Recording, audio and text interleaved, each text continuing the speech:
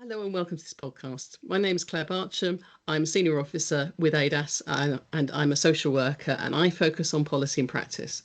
I'm delighted to welcome Neil Allen and Lorraine Currie to this discussion, and we're going to be talking about the prioritisation tool that Lorraine has just updated and thinking about some of the challenges for local authorities in the post-AGNI world.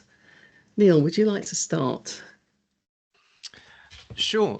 So just in case anyone has been on a different planet recently, obviously the Supreme Court has reinterpreted what it means to deprive. And so the challenge now is to carefully identify which cases are those that require the safeguards. And as been the case since 2014, the demand for safeguards has obviously very much outstripped the supply, which is why in practice local authorities and local health boards in Wales are having to prioritise the requests that they come in. So it's great that Lorraine has done this important piece of work, and I'll hand over to Lorraine. And just to say, you're a barrister. Oh, yes, sorry. Not everyone will know, I know, but yeah. Yes, sorry. So thanks, Claire. So yeah, I'm a barrister at 39 Essex Chambers and regularly do court of protection work. Thank you. So I'm Lorraine Currie and I work mostly with West Midlands ADASS and last year and a bit of this year for partners in care, PCH, Partners in Care and Health. I'm a social worker by background, and yeah, so it's not my priority tool. The National DOLS group, which has members from every region, DOLS leads from every region, identified a new priority tool as being necessary. Rather than the whole group working on it, a small working group was set up. I think there were 6 of us altogether. We started with the last priority tool, which had begun life as a West Midlands ADASS document and then was adopted by ADASS. So we started with that because it seemed like a good place to start. We took out the yellow in the middle. It used to be red, amber and green. We took out the yellow as it seemed like 2 more polarized situations. And then we actually left quite a lot of what was already there in. We just added a couple of little things to it because it sort of already identified high priority as those pre-Cheshire West objecting type settings. So it's not really had that much of a tweak, really. Thank you, Lorraine. That's really helpful. Why don't we start, Neil, with just a little bit of background about what the law says local authorities have to do when they receive that first form? Well, obviously, contrary to practice, DOLS is meant to be preventative. So the safeguards are designed to prevent a deprivation of liberty wherever possible, and requests should be made in advance. And so the procedure is quite detailed, and the law is pretty clear that if a supervisory body, so local authority for England purposes, if we receive a request for a standard authorisation, then we must secure the necessary assessments. And then it's for the supervisory body to decide how to go about that. But the critical thing, I think, is that whether someone is deprived or not is a significant human rights decision. And so the law is very clear that only a best interest decision maker can make that judgment call. Okay, so that in this case is a BIA in effect. There have, I think, been some discussion. Claire, can I just say something about related to the Form 1 and what to do next? Something about what this tool isn't. Okay, because what it is what it's been for the last 12 years. It helps us to identify those situations which are clearly most urgent and need assessing. So given that we have not had capacity to do even half of the referrals that we've had to date, then it's likely that most councils are only able to focus on those high priority cases. That will change over time with AGNI, but that time is likely to be quite long. So what this tool does is identifies those that should perhaps be allocated first for a full assessment. But those that are identified as green are lower priority. That doesn't mean they're not important. We've got them in as a request, as Neil said. We have to assess them, but we can't always assess them right now. It is likely from the criteria in that column that they may not meet the requirements of AGNI. So what we suggest is that when people are able to assess based on capacity, then they perhaps don't need to use the full lengthy assessment. They're just answering that first initial question, is this person deprived of liberty? And so West Midlands ADASS offer a short form, a shorter, more proportionate form to do that, but people can use, there are no standardised forms as yet in DOS. So it's just to be clear that we're not saying you must do everything on here. Priority will be read, but there is some benefit in also addressing the green because now they're unlikely to meet the criteria. Okay. So if we think about the people who are currently on a deprivation of a liberty safeguards order, it's coming towards the end of their year. So they would normally be reassessed at that point. I suppose two things occur to me. One of them is, what if the managing authority doesn't request a new authorisation? At that point, does the DOLS order just fall away? And I suppose the other thing is there a triage process that the local authority can do? Can they go back and ask the managing authority to think again about whether this meets the criteria? Can I answer the first question and Neil answer the second? Yeah, so on renewal, as we like to call it in the DOLS world, we need a Form 2 from the managing authority before. I've had lots of debates over the years with Neil and with Alex and various other people saying, but can't we just go out and start the work? And the answer has always been no, you have to have the request in before you start assessing. Okay. So it's a simple answer. In many ways, if we don't get a Form 2, then we are not able to carry out that assessment. But there are, and there always have been, processes that we have in place to drag that Form 2 out of managing authorities who are a bit slow to provide it. Whether we still want to do that is a wider question, and Neil can come to that. Yeah, so, you know, in essence, quite a lot of the initial decision making sits with the care home or the hospital, because they would only make a request, whether that's a first time request or a renewal type request, if they thought there was a real risk that the person was deprived of their liberty.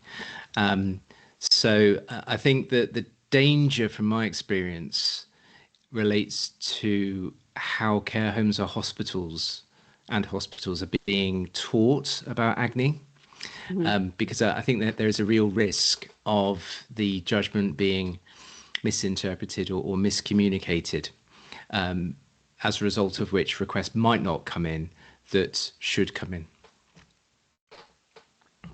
So you'd be more worried about people missing the safeguards rather than having to, more than anything else. Yeah, because I think I'm certainly being quite cautious in terms of how to communicate the judgment, because this is quite an abstract legal judgment. And one of the difficulties for lawyers and any trainers really is to sort of try and identify exactly what the Supreme Court is saying. And there are a number of issues which remain unclear. We're going to need further case law with judges trying to interpret what the ruling actually means. And so I think caution at the moment is key, rather than some sort of knee-jerk reaction, so that ultimately we have a softer landing, if I can put it that way. Okay, so you get back to the people who really should be. Neil, what about, there are some suggestions that maybe we could local authorities could look through their backlog of Form 1s and perhaps send them back to the care home and say, do you really still want to send this in? What would you think about that? I mean, it's not been an idea that's been developed, but it's an idea that people are considering, I think. Yeah, so I think that there's a lot of concerning practice, if I can put it delicately.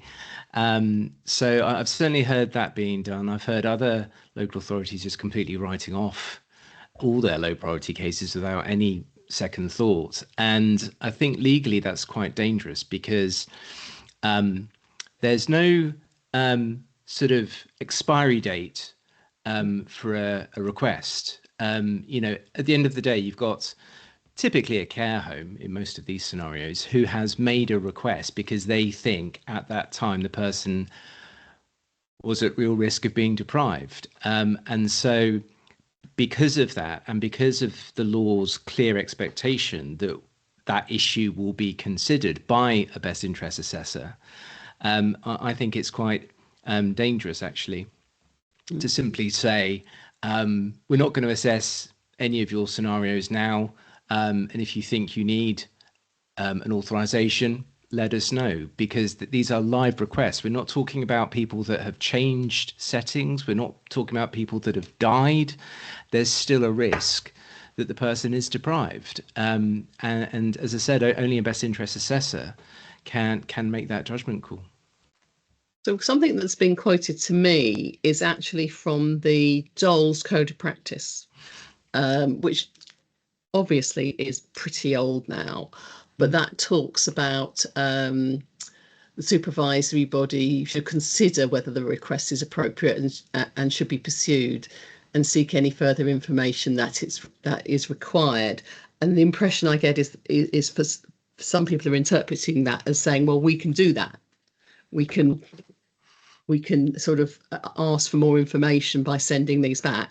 It doesn't sound like you'd be supportive. I think it's okay to ask for further information. We've always done that with Form 1s because they're generally not very good. But that's not like saying, so there's two things. Think if a Form 1 doesn't have enough information, you can request more, but you're not sending it back to them and saying, we're just going to ignore this unless it comes back into us. So technically it would just, if a council has recorded it as having been received, it would just then vanish when it comes to the annual data. It will be nowhere. I'm sure Neil's got a view on it, but I just wanted to add some of the work that I'm trying to promote is getting better Form 1s. You know, the law's always been quite strict about what we should be told about in a Form 1. We've been very relaxed about it as local authorities because, to be honest, everyone was deprived of liberty. It almost didn't matter if you got better information or not. So over time, we've had so much work we've given in, I think. Whereas now I think it's very important, and the work I'm doing with some care providers is saying, this is the information that you really have to give us in a Form 1. You know, so I think it is okay to go back and ask for more, but I'm not sending it back to them and calling it done, you know. Yeah. And the I've got it in front of me, actually. So it's paragraph 317 of the code that you're referring to there, Claire. But, you know, the code is guidance, the law is the law, and the law says, paragraph 33 of Schedule A1, must assess. So, you know, in terms of interpreting the code, the way I interpret that, rightly or wrongly, is that provides some wiggle room to get more information. It's about sort of screening in rather than screening out. I think that's the key distinction. Okay, that's really helpful. Thank you.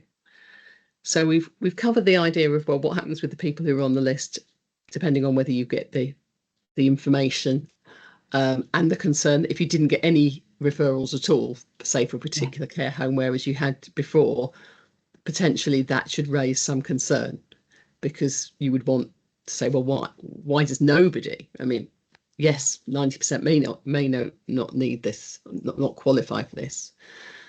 So we've got that bit. So the next bit was people currently on the waiting list. Now, Neil, you said you've heard of people just sort of saying, we're just going to write those off. But it sounds like you're saying actually in law that doesn't mean anything.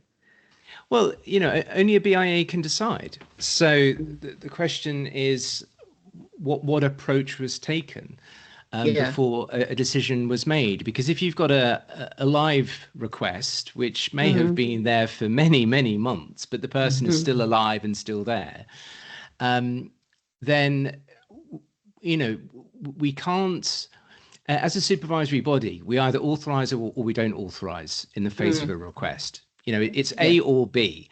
And you can only decide between A and B after a best interest assessor has looked at the Article 5 question. So I think, obviously, we don't have statutory forms. So there is a bit of leeway in terms of how this is done. But fundamentally, you need a best interest assessor to determine the AGNI question, set out their reasoning if they think the person is no longer deprived, and then it will go to the supervisory body, obviously, who will grant a Form 6, for example, that not to authorize. But that trail of reasoning certainly needs to be there, because it's a significant judgment call. And I think it's in addition to that, the mandatory data set from DHSC is an onerous thing to do. It's only done annually. But if, for example, people missed out the step, didn't assess, didn't do a not granted, then those numbers have just gone. And that fills me with fear. Some of those people might actually be deprived of liberty when we dig beyond the superficial, and yet somehow they've just vanished. We've got no record, and our data set is going to look very odd. Whereas if there is an assessment and it need only be of that one question, is this person deprived of liberty? Then we have a best interest assessment. Then we are able to record it as partially assessed. Then we're able to record best interest requirement not met. And then it's not granted. I know that sounds like a lot, but it's not. It's ticks, metaphorical ticks in boxes on a data form. But then we've got the data, and then we're able to see and do some comparison of different, if we have one region where suddenly it goes from that whoosh, we think, okay, that was quite a steep slope. If we've got another region where they all stay up there, then we've got a different kind of slope. We do want, as Neil put it, a soft landing. We do expect these to reduce over time, but they need to reduce properly, if I dare use that word. I don't know if it's the right word. They need to reduce in a measured way where we know these important decisions are being made and recorded. And I think especially at the moment, because legally there is real uncertainty in relation to certain particular factors, relative normality being the big one, and valid consent being another. And you can see the risk. You could have someone in a care home subject to physical restraint, sedation, but the care home has received a message that DOLS is only required for prison cells. And this is a care home, not a prison. Do you know what I mean? So there's a massive, massive risk.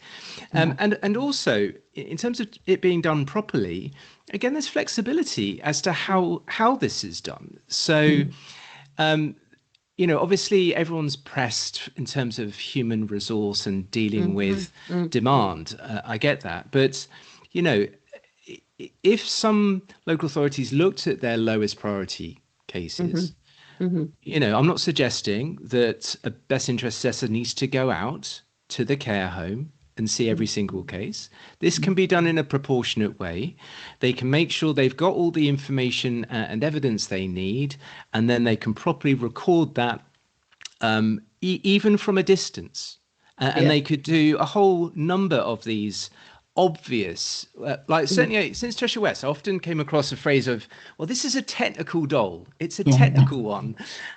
Those are probably not deprivations of liberty now. And so, you could rattle through all the technical dole cases in a very proportionate way. Yeah, I agree. I think I used to use the term a substantive doll or a technical doll, by which I meant a real doll pre-Cheshire West, and then these are, we just have to say they are now because they meet the acid test. But I do agree, and I think there is a little bit of some places being too quick to act in getting rid of BIAs, which I think is a huge mistake, because we need I personally think it's going to take 2 to 3 years till we get to the level playing field. But I think given that only BIAs can do this decision making, then and some councils have got 3, 4, 5,000 in the backlog, they're not going away quickly. You know, even if we're doing 10 a day, you know, you're going to need a BIA to go through those. Not immediately, but as the high priority ones get smaller and fewer in number, then we have time and workforce capacity to focus on A, the dolls in force, but they're not our greatest worry. B, the ones that are on the waiting list, because they remain the unknowns, really. And then I suppose the other group are the new requests, the ones that are coming in. So are those the easiest ones to deal with? Because certainly from an ADASS perspective, we did continue to say, look, make sure you still look at those new ones as they come in. They're not the easiest to do, because what AGNI has done is meant that primarily those in the red are going to have quite a lot of stuff going on. There may be sedative medication, they may be actively objecting, they may be trying to leave. So these are likely now to be longer, more detailed. Well, longer doesn't necessarily mean more detail, but they're likely to be more detailed, more complex assessments of the red, those that are red. Whereas if it's new coming in and it's in the green category, these are in the group that Neil's saying can be quite swiftly processed and dealt with. So the BIA can gather the information in whatever way locally they gather the information, make a judgment. The ones that are green could be sent through for non-authorization. Yeah. And your waiting list goes down. Yeah. Okay. Are there any other things that you think we need to talk about? The only other thing I wondered about was the other protections that directors need to think about, making sure we're available. Yeah, I think there's quite a few interesting issues, and I'm not going to pretend I know the answer to all of them, because these are the sorts of questions that we've never really had to confront before. But one question that I think I do know the answer to is, if the best interest assessor says no deprivation of liberty, do we need a mental health assessor? And I would suggest not, because you only need evidence of mental disorder, eligibility, if the person's deprived. So that seems relatively straightforward. A second question that I think is more interesting is whether, the way it was put to me, is it a good idea? So rather than a sort of legal demand, is it a good idea for a best interest assessor to assess capacity whilst they're there, if they think the person is not deprived? And I'll be interested in Lorraine's view on that. Okay. So my view is that the law tells us that if any of the requirements are not met, we must stop all the other assessments. So therefore, I don't think we should be continuing to do a capacity assessment, as in a DOLS, one of the 6 requirements for DOLS. But I can see there might be merit for other things, but it wouldn't, in my view, need a best interest assessor to do it. So we may want to know about that person's capacity, and perhaps we should, dare I say, anyway, the social worker should have really done that already. But I don't think we need to answer that DOLS question about whether they've got capacity in relation to the decision whether or not to be accommodated. Right. Because we're told to stop all the other assessments if any of them are negative. Which is why I don't think we need the mental health assessment or any of them. But it may be, and it'll be interesting, because the thing I just wanted to add is we are still waiting for DHSC guidance. We're not quite sure if there'll be some shorter interim guidance and then longer guidance. So they may give us some practice policy direction that informs practice. You know, it's never lost, in my view, to have a capacity assessment, because it helps inform other steps you might take if, you know, the person wants a judicial review of the care plan, or, you know, any of those subsequent actions. So I think technically we do not have to do it. And given it's a resource issue at the minute, but there may be a time when we're saying, well, it's best practice if someone does it. And just to check that everybody has heard the same thing, my understanding is that guidance from the DHSC, we're not now expecting until September. Okay. And certainly my view on it is that, like, legally that must be right, but in terms of whether it's a good idea, my view, at least provisionally, was that I think it kind of depends on, firstly, how borderline it might be. How borderline is capacity. It might be a good idea to consider it whilst you're talking to the person anyway, if that's what you're doing, and thinking about, you know, potentially valid consent and all that jazz. You know, you're going to have a very similar conversation, not identical, but a similar conversation with the person as you would do in an assessment of capacity. So whether it's borderline or whether there's just no evidence on it, or the evidence is absolutely shocking. So I think that perhaps that's the distinction between what's legally mandated and where there's an element of, you know, good idea types discretion on a particular case. I think you will inevitably gather views as a BIA if you're going out to get a picture on whether this person's deprived of liberty. If you are going out and doing that face to face, you will inevitably get a view on capacity anyway. If you're doing it from the papers, maybe not so much. But yeah, I think it will, over time, we might see it develop. And the other thing I think that's important, I know it's sort of not part of the tool, but it is elsewhere, is that, you know, sometimes you might think they're not deprived, but you are really concerned about some aspect of their arrangements. And so knowing that you can recommend what you like, I'm thinking in terms of necessity, proportionality, recommendations, I think are important to know about. And then picking up on your question earlier, Claire, about other forms of advocacy. I would hope that if there is a reduction in demand for paid RPRs, that might free up some resource for IMCAs and CARE Act advocacy.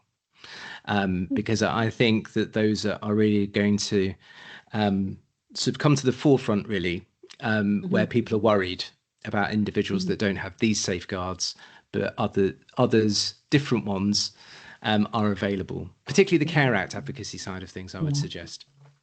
And just to add to that, that was the reasoning for us adding a box to the 3A, the shorter proportionate form, for a BIA to say, well, it's not a deprivation of liberty, but actually I'm quite concerned about these things.